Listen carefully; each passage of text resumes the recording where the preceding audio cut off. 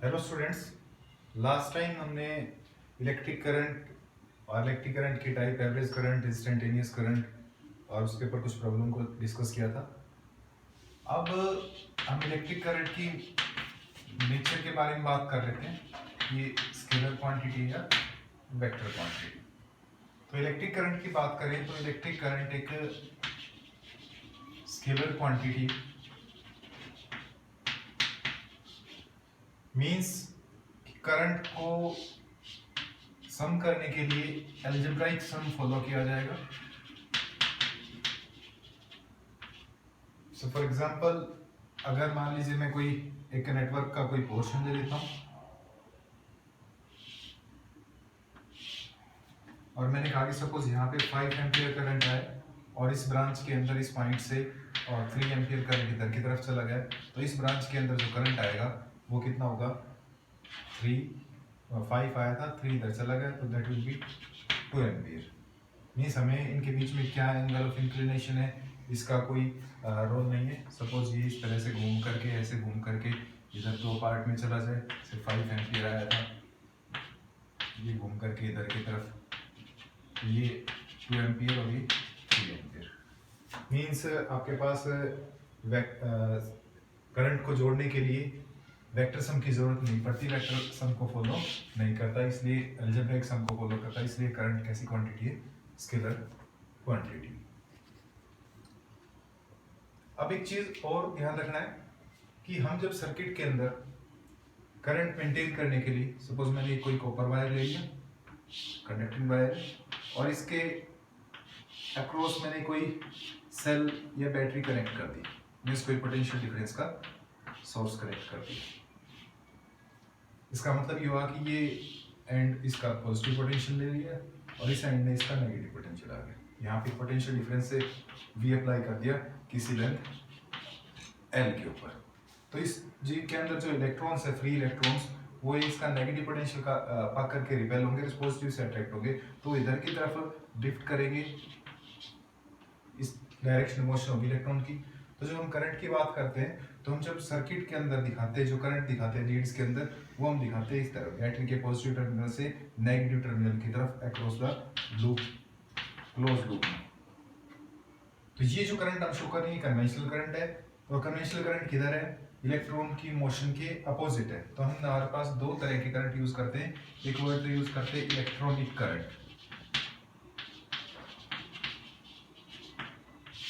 Electronic current, electron की motion जिस direction में है उस डायरेक्शन को इलेक्ट्रॉनिक करंट की डायरेक्शन माना जाता है। Means in the direction of flow of electron. Electron जिस डायरेक्शन में फ्लो हो रहे हैं वो conventional current, sorry electric current की डायरेक्शन है। लेकिन जब हम सर्किटरी की बात करते हैं, सर्किटरी में हम कौन सा करंट लेते हैं? We use the conventional current. और कन्वेंशनल करंट पॉजिटिव चार्ज जिस डायरेक्शन में जाएगा उस डायरेक्शन के अंदर होती है। सपोज यहाँ पे अगर मान लो कोई पॉजिटिव कैरियर अगर है तो पॉजिटिव प्लेट रिपेल करेगी, नेगेटिव अपनी तरफ खींचेगी, तो इधर की तरफ जाएगा। तो ये डायरेक्शन कन्वेंशनल करंट की होगी, जो कि किसके अपोजिट है? इलेक्ट्रॉन की मोशन के अपोजिट। तो कन्वेंशनल करंट की डायरेक्शन हम लिखेंगे in the direction of flow of positive charges, positive charge के फ्लो की डायरेक्शन में। या यूं कह दीजिए कि पॉजिटिव चार्ज किधर फ्लो करेंगे? इलेक्ट्रॉन की मोशन के अपोजिट। तो हम ये कह सकते हैं और in the direction opposite to the flow of electron, flow of electrons. तो ये हमारा कन्वेंशनल करंट होगा। और सर्किटरी के अंदर हम जो शो करते हैं वो कौन सा करंट होता है? Conventional current. या हम इस तरह से भी कह सकते हैं कि जो सोर्स होगा सेल या बैटरी, तो उस बैटरी के पॉजिटिव टर्मिनल से और उस पूरे सर्किट में घूम करके नेगेटिव टर्मिनल की तरफ जो चल रहा है वो आपके पास कौन सा करंट है? That is the conventional current. अब इसका मीनिंग ये नहीं है कि करंट की हम जो डायरेक्शन एसोसिएट करें तो ये वेक्टर क्वांटिटी हो गया। ये वेक्टर क्वांटिटी नहीं है, it is scalar quantity because it is following the algebraic sum. So electric current is a scalar quantity. अभी एक और कॉन्सेप्ट से भी हम ये एस्टैब्लिश करेंगे कि इलेक्ट्रिक करंट स्केलर क्वांटिटी। तो उसके बाद एक में छोटी सी टर्म है, हालांकि वो बाद में भी ले सकते थे, लेकिन अभी डिस्कस कर लेते हैं। उस टर्म को नाम देते हैं हम करंट डेंसिटी। Current density. इसको हम जे वेक्टर से लिखते हैं। याद रखना इलेक्ट्रिक करंट तो स्केलर है, लेकिन करंट डेंसिटी एक वेक्टर है, वेक्टर का साइन मैंने लिखा है। तो करंट डेंसिटी एक्चुअली किसको इंडिकेट कर रही है कि आपके पास सपोज ये कोई स्पेसिमेन था और स्पेसिमेन में करंट फ्लो कर रहा है और ये सपोज करंट के फ्लो की डायरेक्शन है और उस स्पेसिमेन का कोई एरिया उसके नॉर्मल डायरेक्शन के अंदर है। सपोज ये मैंने नॉर्मल डायरेक्शन ले ली, क्योंकि इस एरिया की डायरेक्शन क्या होगी, जो नॉर्मल के अलोंग आएगी, एन कैप से जो लिखी जाएगी एरिया की डायरेक्शन ये इधर की तरफ होगी। किसके डायरेक्शन के अंदर, इन द डायरेक्शन ऑफ करंट। और सपोज ये एरिया था, सपोज ए, तो हम ये कहेंगे कि करंट डेंसिटी किसी पॉइंट के ऊपर करंट पर यूनिट एरिया से कैलकुलेट होगी। Current per unit area at that point whenever that area is held in the direction normal to the in the direction of electric current. Means जो आपके पास electric current area का जो normal है वो electric current की direction के अंदर हो। So current density is defined as electric current passing per unit area, current passing per unit area, और भी कैसे नॉर्मल एरिया कह सकते हो, per unit normal area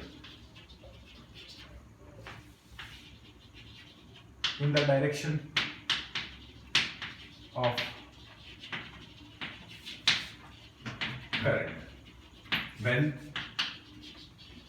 area is held normally to the flow of current. So simple सा आप ये कहेंगे कि करंट डेंसिटी अगर इस पॉइंट पे लिखना चाहें तो that will B current per unit area, क्योंकि एरिया एक वेक्टर क्वांटिटी,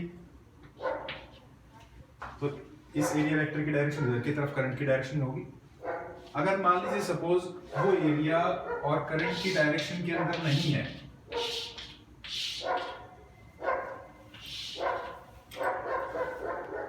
सपोज ये आपका एरिया है और इस एरिया का इस पॉइंट के ऊपर जो डायरेक्शन होगी that is along this normal n cap. Means जो करंट है, करंट और नॉर्मल के बीच में कुछ एंगल होगा। तो अगर हम इस एरिया का इस करंट की डायरेक्शन के अंदर अगर कंपोनेंट लिखना चाहें तो वो कंपोनेंट, अगर मैंने इसको सपोज एरिया को ds लिखा, छोटा सा एलिमेंट ले लिया, उसके डायरेक्शन इधर एन कैप है, तो इस डायरेक्शन में उसका जो कंपोनेंट होगा, क्योंकि एंगल के लोग कंपोनेंट कैसे लिखा जाता है, cos component, that will be ds cos theta. Angle के लोग कोस कंपोनेंट ये होता है cos थीटा, ds लिया है तो हमने क्या लिख दिया, ds cos थीटा। और अगर सपोज यहां से इस छोटे से एरिया से जो करंट फ्लो कर रहा है इस एरिया की नॉर्मल डायरेक्शन में, वो अगर di है तो then j will be written as di over ds cos theta. Sorry, j is equal to di over ds cos theta. Or you can say di will be equal to j ds cos theta. j आपके पास current density एक vector है, area भी एक vector है, a b cos theta, और a b cos theta आपके पास होता है a dot b, means j vector dot ds vector, ये आपके पास हो गया di।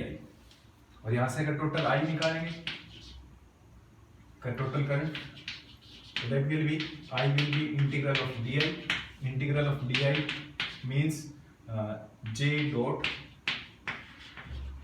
ds। तो ये आपके पास करंट आ जाएगा।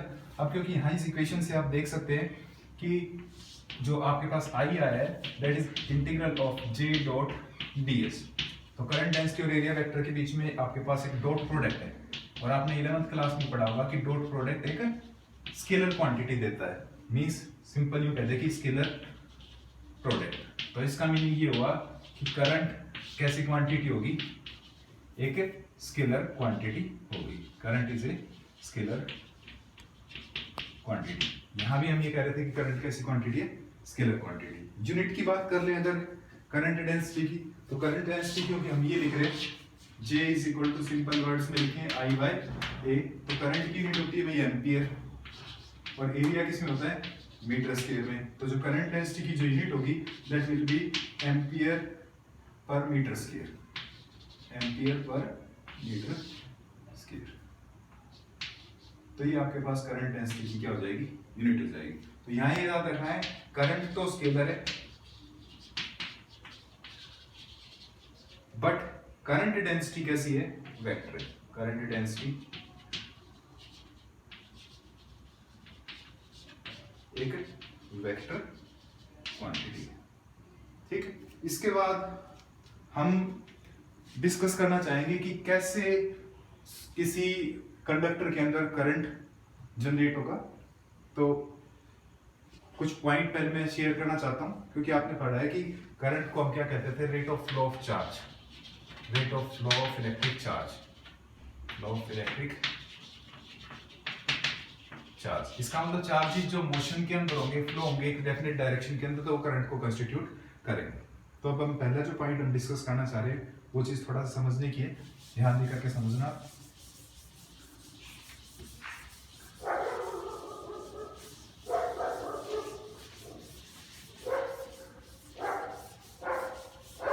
अगर हम कोई कंडक्टर, सपोज कॉपर वायर या एल्यूमिनियम वायर, कोई सिल्वर वायर, कोई कंडक्टिंग स्पेसिमेन ले लेते हैं, कोई सिलेंड्रिकल क्रॉस सेक्शन का, और हमने पहले पढ़ा था कि किसी, ये नोट में याद रखना है, ये अगर कोई कंडक्टर है then it is full of free electrons, इसके अंदर फ्री इलेक्ट्रॉन्स है, और उन फ्री इलेक्ट्रॉन्स को हमने क्या नाम दिया था, वैलेंस इलेक्ट्रॉन लिखा था। फ्री इलेक्ट्रॉन्स कहते हैं वैलेंस इलेक्ट्रॉन्स, और ये इलेक्ट्रॉन्स ऐसे घूम रहे थे रैंडमली, इनकी जो वेलोसिटीज कैसे थी, रैंडम डायरेक्शन के अंदर थी।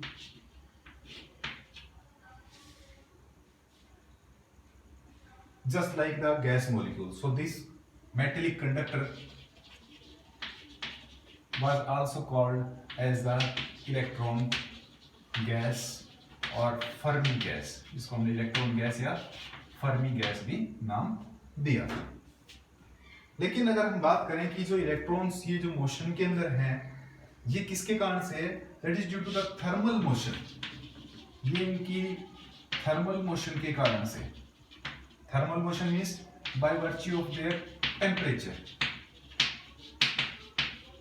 Bye virtue of their temperature के कारण से, ठीक है। और आपने पहले पढ़ा था 11th क्लास के अंदर कि सपोज आपके पास जो मॉलिक्यूलर स्पीसीज है, इलेक्ट्रॉनिक स्पीसीज है, वो इंटरमॉलिक्यूलर डिस्टेंस पे अगर मूवमेंट करें तो उनके पास जो काइनेटिक एनर्जी आएगी due to the thermal vibrations, वो आपके पास आती थी 3/2 ऑफ केबीटी। और काइनेटिक एनर्जी हमें पता होता है होती है half mv square, that is 3/2 kbt, यहाँ 2 से 2 कैंसिल हो जाएगा। यहाँ ये बात ध्यान रखने की जरूरत है कि kb तो आपके पास होता है बोल्ट्जमैन कांस्टेंट, बोल्ट्जमैन्स कांस्टेंट, और t क्या है, t is the temperature in absolute scale, absolute scale means temperature in kelvin, kelvin के अंदर टेम्परेचर। तो यहां से अगर हम v स्क्वायर निकालना चाहें तो v स्क्वायर कितना आएगा आपके पास, that is equal to 3 kBT and by m, और you can write v as √3 kBT by m। हम ये देखना चाहते हैं कि ये जो इलेक्ट्रॉन्स जो मोशन के अंदर थर्मल मोशन के कारण से, क्या ये जो थर्मल मूवमेंट है, क्या ये करंट को रिस्पॉन्ड कर रही है, या करंट इसके कारण से है कि इस मोशन के कारण से, थर्मल मोशन के कारण से करंट है क्या। तो अगर हम बात करें यहाँ पे बोल्ट्जमैन कांस्टेंट की वैल्यू रख दें, मास ऑफ इलेक्ट्रॉन की वैल्यू रख दें, और टी टेम्परेचर आपका रूम टेम्परेचर ले लें, रूम टेम्परेचर से 25 डिग्री सेल्सियस और 27 डिग्री सेल्सियस। तो अगर सपोज हमने इसको 27 डिग्री सेल्सियस ले लेते हैं, दैट मींस 300 केल्विन 273 इसके अंदर ऐड कर देंगे। तो अगर ये डाटा इसके अंदर पुट करते हैं, then v comes out of the order of 10⁵ metre पर second, and that is very significant speed. But this speed, or you can say this speed governing the thermal motion is not resulting to the electric current. Current electric current के कारण से नहीं है। वो क्यों नहीं है? क्योंकि ये जो velocities हैं, जो velocities निकाली आपने thermal velocities, these are random velocities.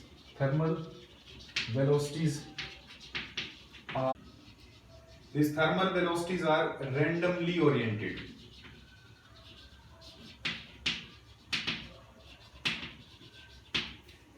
And the resultant of these random velocities, अगर मान लो इन velocities को हम u1, u2, u3 ऐसे इंडिकेट कर लें, तो इनका अगर एवरेज हम निकालते हैं तो वो एवरेज वेलोसिटी u एवरेज लिख लीजिए या ये साइन लगा दीजिए, तो वो रैंडम वेलोसिटीज का जो रिजल्टेंट आता है वो 0 आता है। इसका मतलब ये हुआ कि although the thermal speed is of the order of 10 to the power 5 meter per second, but their resultant of random velocities, the resultant of these random velocities is 0. So these कोई नेट फ्लो नहीं होगा यहाँ, और net flow नहीं होगा तो current नहीं होगा, so these thermal velocities alone, thermal velocities do not contribute to the electric current, इसका मतलब electric current in thermal velocities के कारण से तो नहीं है। यही कारण है कि अगर मान लीजिए सपोज आपको ये कह दिया जाए कि कोई बल्ब पड़ा है और उस बल्ब को हम किसी कॉपर के वायर के साथ जोड़ देते हैं, कॉपर की वायर है, although the copper wire is having a large number of density of electron of the order of 10 raised to the power 29 per meter cube, and all these free electrons being in the motion, but does not make this bulb to glow. इस bulb में कोई current नहीं बनता। वो कारण क्या है कि जो वेलोसिटीज है रैंडम वेलोसिटीज और रैंडम वेलोसिटीज का जो सम है थर्मल वेलोसिटीज का वो 0 है। तो इसका मतलब ये हुआ कि करंट का फ्लो अगर मेंटेन करना है, किसी पर्टिकुलर डायरेक्शन के अंदर इलेक्ट्रिक चार्ज का फ्लो मेंटेन करना है, तो इसके लिए हम कुछ करना पड़ेगा। तो आप ये जानते हो कि इलेक्ट्रिक करंट तो क्या होता है, flow of electric charge in a particular direction. इसका मतलब ये हुआ कि इस पर्टिकुलर डायरेक्शन के अंदर करंट के फ्लो को मेंटेन करने के लिए या चार्ज के फ्लो को मेंटेन करने के लिए हमें कोई सोर्स चाहिएगा, और वो सोर्स क्या होगा, एनर्जी सप्लाई करेगा, सोर्स ऑफ एनर्जी। और यहां जो सोर्स ऑफ एनर्जी हम यूज करेंगे that will be a source of EMF. ये सोर्स ऑफ ईएमएफ क्या करेगा, ये एक वर्क करेगा, this energy corresponds to work in moving the charge across the circuit to move the charges in a definite direction. Means ये कैसा काम करेंगे, इलेक्ट्रॉन को फोर्स करने के लिए मोशन में, force to be in motion. EMF एक फोर्स नहीं है, but that makes the electron to move in a definite direction. तो फोर्स का मतलब एक्सेलरेशन, मींस ये इलेक्ट्रॉन को एक्सेलरेट करने के लिए कंपेल करेगा। एक्सेलरेट करेगा मीनिंग एक्सेलरेट करेगा मतलब ये वेलोसिटी जो u1 u2 u3 है, they will not no longer remain u1 u2 u3 but they becomes changed due to this acceleration. और एक्सेलरेट होंगे तो वेलोसिटीज एक्स्ट्रा चेंज हो जाएंगी, u1 से v1 में, u2 से v2 में, u3 से v3 में और un से vn में। और उन एवरेज वेलोसिटीज का, उनकी उन वेलोसिटीज का जो एवरेज होगा वो एक ड्रिफ्ट वेलोसिटी होगी जो इलेक्ट्रिक करंट को कंस्टिट्यूट करेगी। तो ड्रिफ्ट वेलोसिटी का आर्टिकल एक इंपॉर्टेंट आर्टिकल है, हमारे बोर्ड एग्जाम्स में कई बार पूछा जाता है, बहुत इंपॉर्टेंट आर्टिकल है, तो वो हम डिस्कस करते हैं। और उसके बाद जो ड्रिफ्ट करंट से जो करंट आएगा वो ड्रिफ्ट करंट और ड्रिफ्ट वेलोसिटी के बीच में रिलेशन, बहुत इंपॉर्टेंट रिलेशन है, तो हम पहले डिस्कस करते हैं इनको। तो पहला जो डिस्कशन है that is about the drift velocity.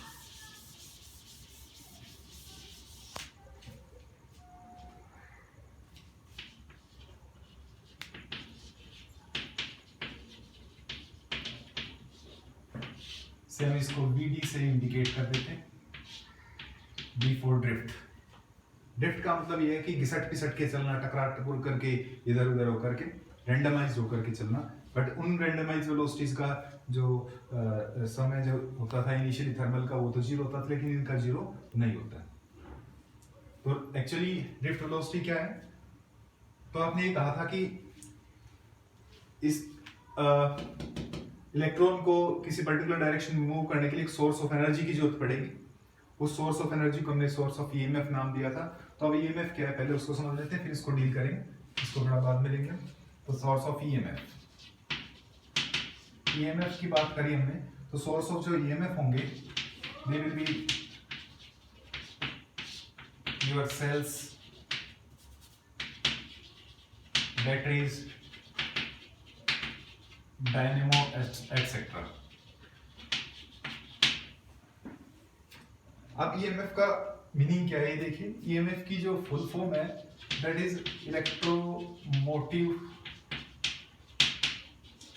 Force. Actually it is not a force, ये फोर्स नहीं है, but it is the work required to move the electron और the charge in a closed path. Suppose हमारे पास ये कोई suppose मैं bulb मान लेता हूँ, एक कंडक्टर है जो, और इसको हमने किसी सोर्स से कनेक्ट कर दिया, तो ये सोर्स क्या करेगा? वर्क करेगा चार्जेस को इस लूप के अंदर मूव करने के लिए, ताकि इसके अंदर एक कंटिन्यूअस फ्लो हो सके और ये बल्ब क्या कर सके? ग्लो कर सके। इसका मतलब चार्जेस को मूव करेगा। सपोज इलेक्ट्रॉन की बात करें तो इलेक्ट्रॉन पॉजिटिव डायरेक्शन के अंदर क्या करेंगे?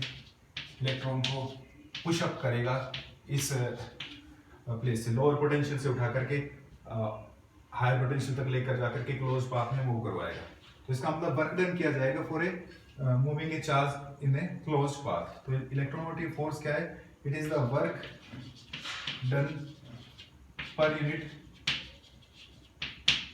Charge to move a charge in a closed path, closed circuit या पाथ। अब क्योंकि work done per unit charge की बात की जा रही है, तो हम पहले पढ़ते थे फर्स्ट यूनिट के अंदर कि ये एक तरह के पोटेंशियल डिफरेंस है।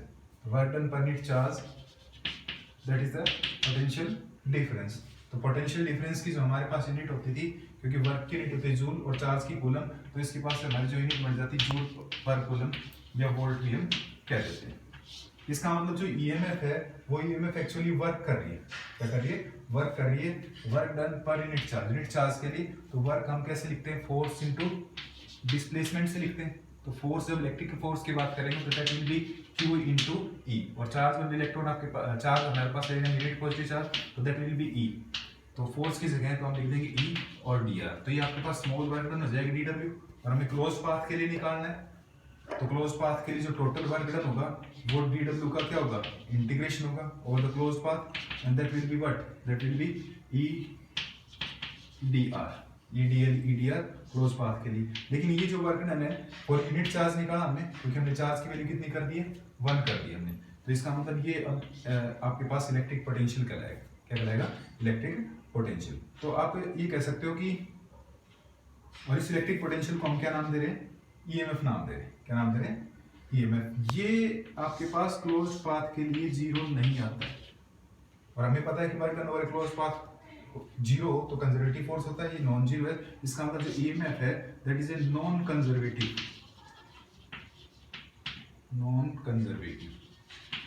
EMF, non conservative. ठीक है। तो इसका मतलब जो आपकी सेल है या बैटरी है वो आपको जो पोटेंशियल देगी, वर्क करेगी उस पाथ के अंदर इलेक्ट्रॉन्स को या चार्ज को मूव करने के लिए, वो ईएमएफ का काम करेगी। एक्चुअली ये जो आप यहाँ ये लिखा था मैंने फोर्स की Q, और Q लिखा था 1 + 1। ये एक्चुअली जो ये आपकी बैटरी है, इसके पॉजिटिव प्लेट को हम बड़ी प्लेट से लिख देते हैं और नेगेटिव प्लेट को छोटे से। तो इसको पॉजिटिव इलेक्ट्रोड कह दिया जाता है, इसको नेगेटिव इलेक्ट्रोड। और इन दोनों टर्मिनल्स के बीच में जब इसको हमने किसी सर्किट के अंदर नहीं जोड़ा है, मींस ओपन रखा है, तो जो इनके टर्मिनल्स के अक्रॉस जो पोटेंशियल डिफरेंस आएगा, उस पोटेंशियल डिफरेंस की मैक्सिमम वैल्यू को हम क्या नाम देंगे? ईएमएफ नाम देंगे। कब? When no current is drawn from the cell और cell is in open circuit. ये हम डेफिनेशन बाद में later part of the chapter में डिस्कस करेंगे। हम जो ईएमएफ और पोटेंशियल डिफरेंस और इंटरनल रेजिस्टेंस के बारे में डिस्कशन जब हम करेंगे।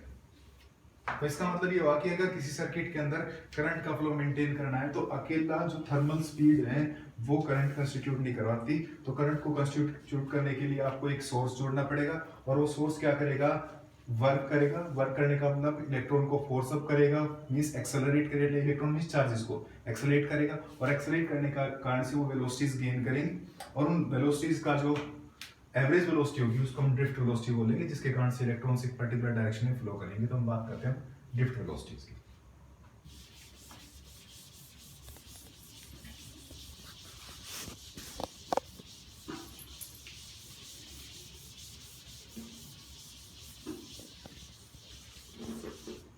सपोज ये हमारे पास हमने एक कोई कंडक्टर ले लिया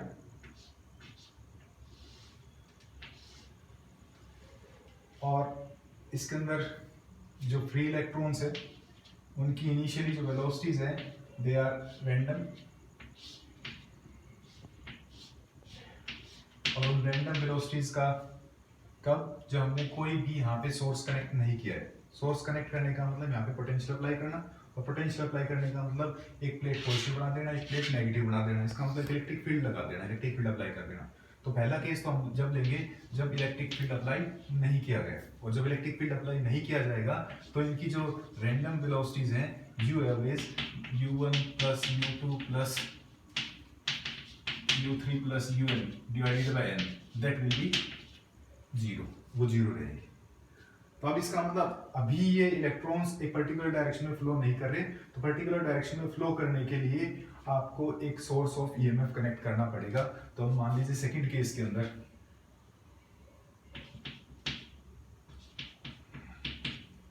एक सोर्स ऑफ ईएमएफ और कनेक्ट कर लेते हैं इसके अक्रॉस, मींस इसको सपोज हमने पॉजिटिव हैंड से कनेक्ट कर दिया और इसको सपोज नेगेटिव हैंड से, और ये जो पोटेंशियल दे सकता है वो सपोज V है और इस कंडक्टर की जो लेंथ है CL। तो ये जो पॉजिटिव पोटेंशियल है इस एरिया को, इस क्रॉस सेक्शनल एरिया पे एक पॉजिटिव पोटेंशियल डेवलप कर देगा और इस एंड के ऊपर एक नेगेटिव पोटेंशियल दे देगा। तो इसका मतलब यहाँ पोटेंशियल का डिफरेंस हो गया, तो उसके कारण से एक इलेक्ट्रिक फील्ड सेटअप हो गया। इलेक्ट्रिक फील्ड की डायरेक्शन होती है पॉजिटिव प्लेट से नेगेटिव प्लेट की तरफ, तो ये इलेक्ट्रिक फील्ड सेटअप हो गया। ठीक है, एक रिलेशन हम नेक्स्ट जो फर्स्ट यूनिट थी उसमें इलेक्ट्रिक पोटेंशियल में पढ़ते हैं, relation is equal to minus dV by dr। एक इंपॉर्टेंट रिलेशन है, आप ध्यान रख लेना फिलहाल के लिए, हम फिर भी डिस्कस करेंगे और लेक्चर्स के अंदर। तो dV तो चेंज इन पोटेंशियल, पोटेंशियल का चेंज तो कितना V और कितनी लेंथ के ऊपर है, L लेंथ के ऊपर। तो यहाँ E is equal to V by L। इसका मतलब ये जो पोटेंशियल का डिफरेंस है यहाँ ये एक इलेक्ट्रिक फील्ड सेटअप कर देगा, और इलेक्ट्रिक फील्ड में चार्ज के ऊपर क्या लगता है, फोर्स लगता है। तो अगर मान लीजिए सपोज मेरे पास ये इलेक्ट्रॉन है नेगेटिवली चार्ज, तो इस इलेक्ट्रॉन के ऊपर इस इलेक्ट्रिक फील्ड के कारण से फोर्स लगेगा। ये फोर्स का फार्मूला हम यूज कर रहे थे, क्या F इज इक्वल टू क्या होता है, Q इनटू E होता है। चार्ज ऑन इलेक्ट्रॉन की बात करें तो माइनस E होता है। So the force on the electron will be in the direction opposite to what, electric field. Electric field के अपोजिट डायरेक्शन के अंदर, इलेक्ट्रिक फील्ड के अपोजिट डायरेक्शन के अंदर क्या करेगा, फोर्स काम करेगा इलेक्ट्रॉन के ऊपर। तो जो इलेक्ट्रिक फील्ड की डायरेक्शन तो positive plate to negative plate है, तो उसके ऊपर जो फोर्स काम करेगा वो इधर की तरफ काम करेगा, और इस फोर्स के कारण से ये चार्ज पार्टिकल एक्सेलरेट होकर के मूव करेगा। अब जब एक्सेलरेशन होगा तो वेलोसिटीज भी चेंज हो जाएगी, और एवरेज वेलोसिटीज का, तो अब इसका मतलब ये हुआ कि इस कंडीशन के अंदर जब इसके ऊपर इस डायरेक्शन के अंदर फोर्स काम करेगा तो ये वेलोसिटीज जो इलेक्ट्रॉन की हैं वो ये यहाँ पे उस फोर्स के कारण से एक्सेलरेट होगा, लैटिस एटम या आयन के साथ कोलिजन करेगा और एनर्जी को अपनी को लॉस कर देगा। फिर दोबारा से इस फोर्स के कारण से एक्सेलरेट हुआ और सपोज ये इस डायरेक्शन के अंदर होगी, ये वेलोसिटी सपोज v2 होगी, ये वेलोसिटी सपोज v1 थी। फिर इसके बाद फिर लैटिस एटम या आयन के साथ कोलाइड करेगा, फिर एनर्जी लॉस करेगा, फिर गेन कर लेगा ड्यू टू द फोर्स, और वो सपोज इधर की तरफ होगी, फिर ये इधर की तरफ होगी, फिर ये इधर की तरफ। आप ये कह रहे हो कि धक्का मुक्की करके घिसट के चल रहा, धक्का मुक्की किसके साथ हो रही है, with the lattice atom and ions, lattice atoms और ions of copper. Means copper ion के साथ क्या कर रहा है, कोलिजन कर रहा है और वहां कुछ वेलोसिटी अपनी लूज कर रहा है, बट इस फोर्स के कारण से कंटिन्यूअसली क्या कर रहा है, एक्सेलरेट हो रहा है। तो एक्सेलरेट हो रहा है, तो ये जो वेलोसिटीज है इसकी they are changing into v1 v2 v3 vn। अब एक चीज और गौर करने की है कि जब तक दोबारा एक्सेलरेट नहीं हुआ तो वो जब तक नेक्स्ट कोलिजन नहीं हुआ तो उन सक्सेसिव कोलिजन के बीच में वो रिलैक्स रहा मींस वो एक्सेलरेशन उसके ऊपर काम करता रहा। तो एक्सेलरेशन पहली वेलोसिटीज के लिए कितने टाइम के लिए काम किया। सो इन सक्सेसिव कोलिजन्स के बीच में जो रिलैक्सेशन टाइम है, अगर वो τ1 τ2 τ3 और τn अज्यूम कर लें तो उनका जो एवरेज या मीन आएगा उसको हम मीन रिलैक्सेशन टाइम कहेंगे। Means τ1 + τ2 + τ3 + τn divided by n। और उस टाइम के लिए इस फोर्स के कारण से इलेक्ट्रॉन एक्सेलरेट होंगे और जो वेलोसिटी, जो एवरेज वेलोसिटी बढ़ेगी इन सब की, उसको हम ड्रिफ्ट वेलोसिटी कहेंगे। सो ड्रिफ्ट वेलोसिटी को हम इस तरह से लिखेंगे कि drift velocity is the average velocity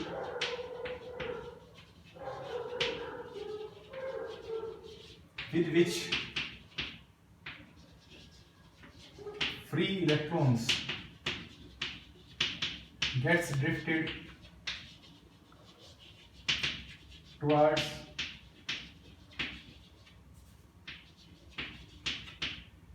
the positive end of the conductor। कब, जब वो एक्सेलरेट हुए इस फील्ड के कारण से, towards the positive end of the conductor being accelerated, after being accelerated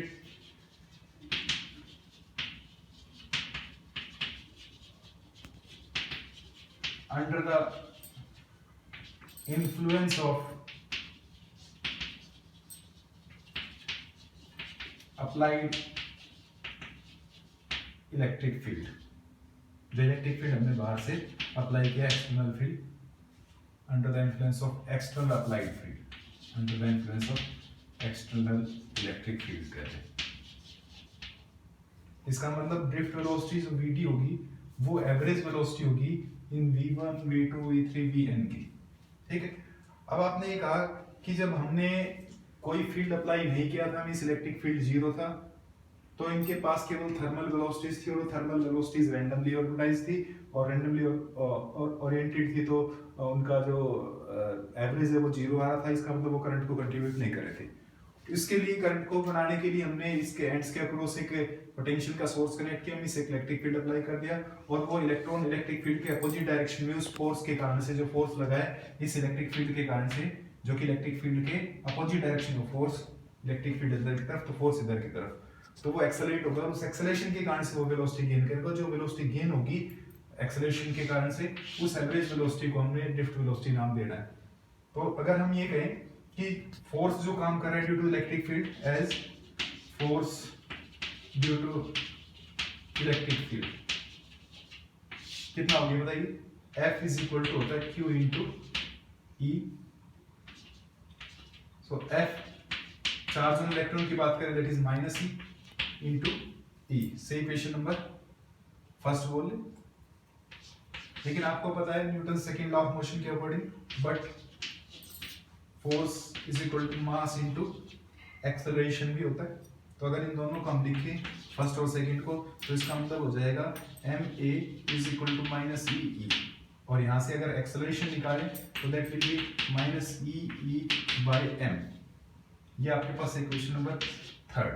अब इस थर्ड इक्वेशन के बाद हम किस तरह से प्रोसीड करते हैं वो समझिए। हालांकि इसको निकालने के लिए दो तीन तरीके हैं। v = u + at रिलेशन को यूज करके निकाल सकते हैं, एक रिलैक्सेशन टाइम के कांसेप्ट को लिख करके निकाल सकते हैं। हम वो उस तरह का कुछ एक बीच का सा रास्ता निकालते हैं।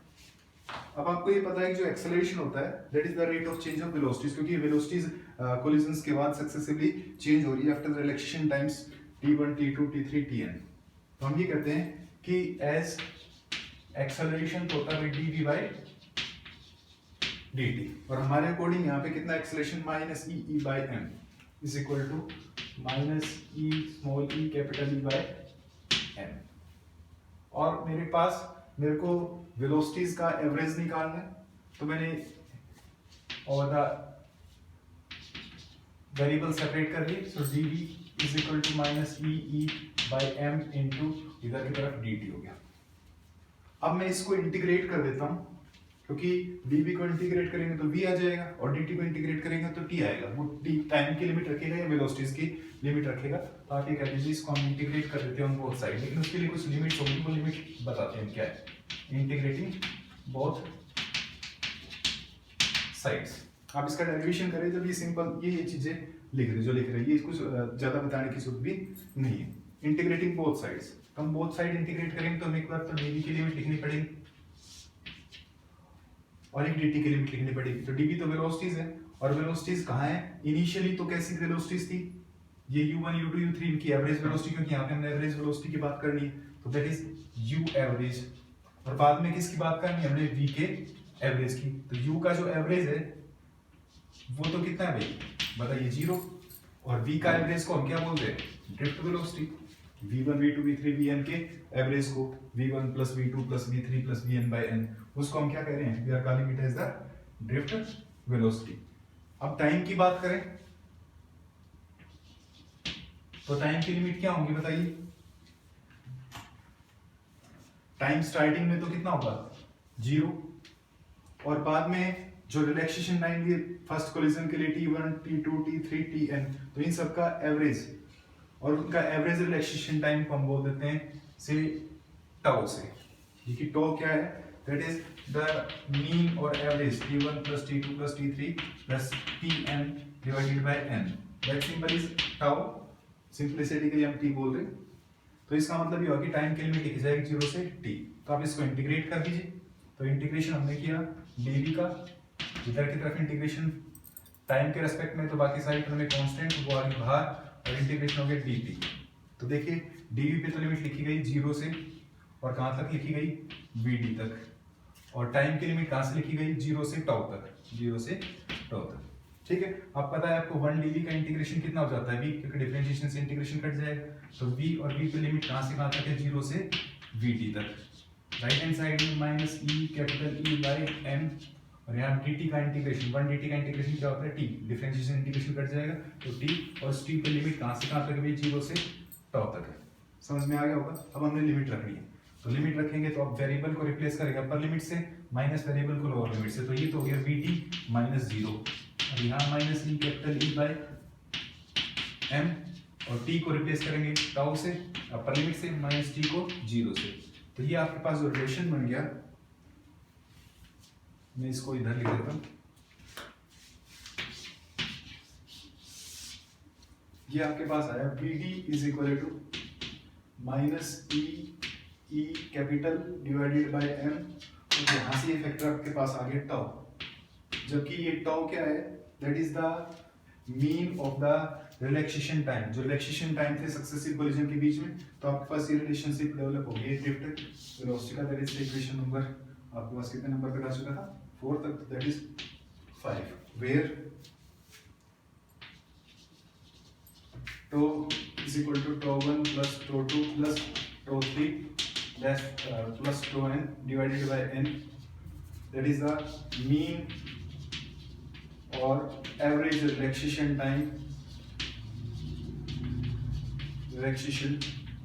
time between successive collision, successive collisions के बीच का जो रिलैक्स होने का टाइम है वो रिलैक्सेशन टाइम कहलाता है। एंड दिस रिलैक्सेशन टाइम बाद में हम पढ़ेंगे इसके बारे में, that is dependent on the temperature, temperature पे डिपेंड करता है। एक्चुअली ये अगर हम बात करें तो टेम्परेचर के इनवर्सली प्रोपोर्शनल होता है, क्योंकि टेम्परेचर बढ़ेगा तो कोलिजन्स जल्दी जल्दी होंगे, और कोलिजन्स जल्दी जल्दी होंगे तो उनके बीच का जो रिलैक्स होने का टाइम है वो कम हो जाएगा, तो रिलैक्सेशन टाइम डिक्रीज हो जाएगा। क्योंकि टेम्परेचर बढ़ने से थर्मल स्पीड जो कोलिजन है वो ज़्यादा होंगे, तो उनके बीच में जो रिलैक्सेशन टाइम वो कम हो जाएगा। एक चीज़ और कि ये जो रिलेशन हमने लिखा है, इस रिलेशन को आगे एक्सटेंड कर सकते हैं, क्योंकि हमने जो इलेक्ट्रिक फील्ड बताया ये कितना होता है V बाय L, तो ये रिलेशन भी हम यूज़ करते हैं। तो as VT is equal to आपके पास आया था minus E by M into tau. तो इलेक्ट्रिक फील्ड के लिए लिखते हैं माइनस E, और ये हो गया V और डिवाइडेड बाय M L और टो। ये आपके वेलोसिटी आ गई। अगर किसी जनरल चार्ज के लिए लिखना चाहो तो ये चार्ज Q लिख दिया जाएगा। तो VT is equal to Q, उस रिलेशन की बात कर रहा हूँ, QE by M into tau, ऐसे लिख दिया जाए। या फिर इस फॉर्मेट के लिए लिखो तो VT is equal to QV by ML और इंटू टो। और ये जो ड्रिफ्ट स्पीड आती है इलेक्ट्रॉन की, that is of the order of 10⁻⁻⁴ metre पर second, that is quite small, means few millimetre पर सेकेंड। तो अगर इस स्पीड से अगर मान लो आपका चार्ज कैरियर्स मूव करें, तो current as soon as the switch is closed in the circuit, the current should not be maintained at the same instant. ये हम नेक्स्ट डिस्कस करेंगे।